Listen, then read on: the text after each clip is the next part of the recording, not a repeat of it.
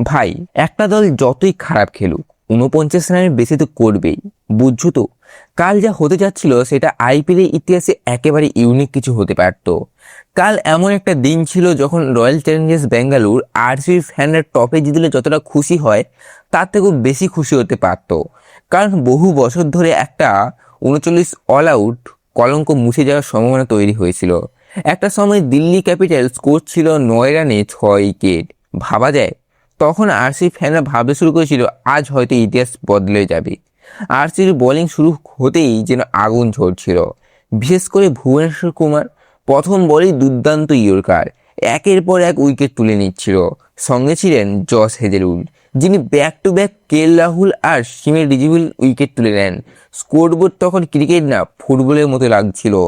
যখন ৯ রানে ৬ উইকেট গেল তখন ৩৯ রানটাই ড্রিম স্কোর মনে হচ্ছিল। কিন্তু শেষ পর্যন্ত দিল্লি সেই লজ্জা এড়িয়ে ৪৯ পার করতে স্টেডিয়ামে যেন উৎসব শুরু। দিল্লির ফ্যানরা খুশিতে পাগল, আর ব্যাঙ্গালোর ফ্যানরা মনটা একটু খারাপ। দিল্লি শেষ পর্যন্ত ৭৫ রান করে, যেখানে আগের ম্যাচে তারা ২৬৪ রান করেছিল। এখানে অভিষেক পুরী ৩০ রান করে দিল্লির দলটিকে ভালো ব্যাটসম্যান হন। এদিকে আরসিবির জন্য ৭৫ রান তাড়া করাই খুবই সহজ ছিল, বিশেষ করে যখন দলে আছে বিরাট কোহলি। ১১ রান করে তার নিজের প্রথম টি-20 ৯,০০০ রান পূরণ করেছিল এবং প্রথম ব্যাটসম্যান হিসেবে সে ৯,০০০ রান পূরণ করেছে। আরসিবি খুব সহজেই ৮১ বল বাকি থাকতে ম্যাচটা জিতে যায়। রাত ৯:৩০টার মধ্যে ম্যাচ শেষ, সবাই বাড়ি চলে যায়। তবে একটা প্রশ্ন থেকেই যায়, দিল্লি কি সত্যি একটা খারাপ টিম?